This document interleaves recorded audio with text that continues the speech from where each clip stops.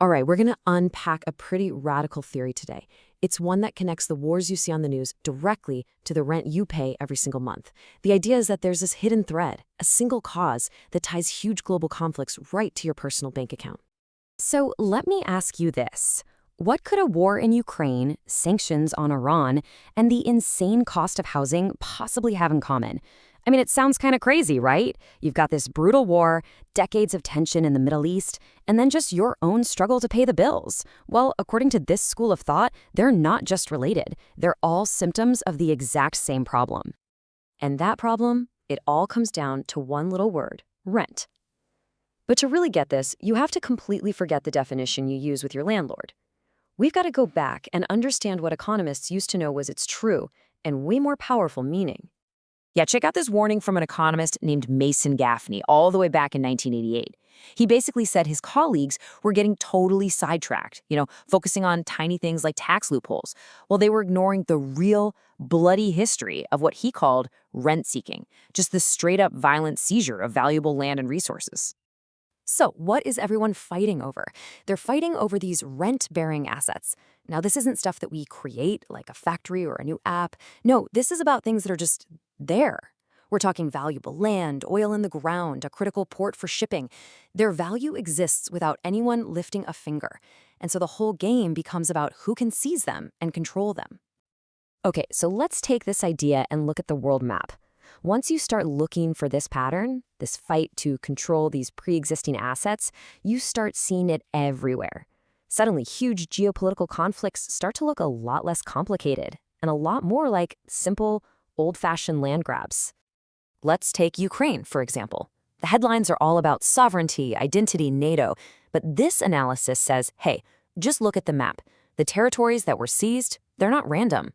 They happen to hold most of Ukraine's mineral wealth, its industrial coal, a total monopoly on its warm water ports, and maybe most importantly, the Chernozem, the famous black gold soil that makes it a global breadbasket. Or look at the long game with Iran. This isn't just about what's happening today. This timeline shows it's been a 70-year-long fight over one thing: who gets the rent from Iran's oil. It goes from the CIA-backed coup in '53 that got rid of a leader who nationalized the oil, all the way to today's sanctions, which really act like a kind of financial siege trying to force control of that oil wealth back into certain hands. And you see this pattern again and again. In Gaza, this theory points to the fight over control of that huge offshore gas field, the Gaza Marine. In Venezuela, it's a constant struggle over the country's absolutely massive oil reserves. And up in Greenland, it's a quieter battle, right? Fought with money and diplomacy, but it's still a race to lock down all those rare earth minerals that are being exposed as the ice melts. So what's the endgame in all of this? Well, this theory suggests the ultimate prize on the whole chessboard is Russia.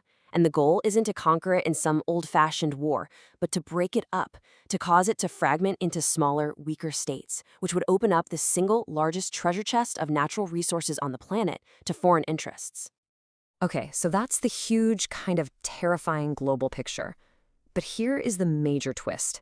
The argument is that this exact same logic, this same parasitic behavior, is playing out right here at home. And it's shaping our economy and making your life more expensive.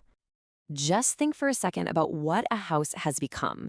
I mean, yeah, it's still shelter, of course, but for our economy, its main job has totally shifted. It's now the #1 tool for financial speculation. It's basically a casino chip in a massive gamble that you can get rich, not by creating anything, but just by holding a title to a piece of land while its value goes to the moon. In fact, this whole speculative frenzy is so powerful that some economists believe it drives a predictable cycle, an 18-year cycle. It's a long boom fueled by rising land values and super easy credit, which is always followed by a devastating crash. Does that sound at all familiar? And government policies can throw gasoline on this fire. Take Margaret Thatcher's Right to Buy program in the UK. It was sold as this amazing dream of a property-owning democracy, right? But what it actually did was transfer massive amounts of collective wealth into private hands. And now, decades later, those same local governments have to buy back the exact same properties at insanely inflated prices, which is a huge drain on the taxpayers. The economist Fred Harrison, well, he doesn't pull any punches with this quote. He calls this system a kind of societal parasitism. He says that by trying to get rich off of unearned gains in land value, people are basically committing grand larceny on an epic scale. They're sucking value from their own communities and from future generations without producing a single thing. Okay, so if these violent land grabs overseas and the speculative gambling that's crushing us at home really do come from the exact same root cause, what on earth is the solution?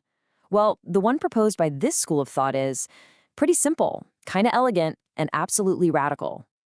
Here it is. It's a two-step plan. Step one, stop taxing all the things we actually want more of, like our paychecks, business profits, innovation, productivity. Just get rid of those taxes. Step two, replace all that lost revenue by collecting the full unearned value, the economic rent from land and natural resources, and then use that money for public good. And the logic behind this is incredibly simple but really powerful. Think about it. If a country can't make a private profit from seizing an oil field, why would it bother invading? If a speculator can't get rich just by hoarding land and waiting, why would they speculate? The incentive for both war and for these destructive financial cycles would literally be taxed out of existence. And so that leaves us with this one big, provocative question. It's a completely different lens to see the world through. Is this what's really going on? Is the global fight to privately capture the unearned wealth of the earth the single, hidden story behind our biggest wars and our deepest inequalities? It's a radical thought, for sure, but maybe one worth thinking about.